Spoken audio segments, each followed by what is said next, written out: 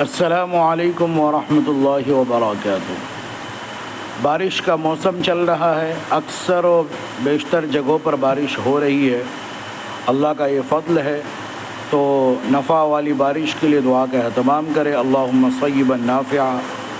اسی طریقے سے بجلی اور کڑک سے بچنے کے لیے اس دعا کا اہتمام کریں، اللہم لا تقتلنا بغضبک ولا تہلکنا بعذابک وعافنا قبل ذلک۔ اس دعا کے پڑھنے سے فائدہ یہ ہوگا کہ انشاءاللہ کسی بھی طرح کے حادثات سے، یعنی بجلی کے کڑک سے، بجلی گرنے سے اللہ تبارک و تعالیٰ آپ کی حفاظت فرمائیں گے اور آپ کے ساتھ کسی طرح کا کوئی معاملہ نہیں ہوگا۔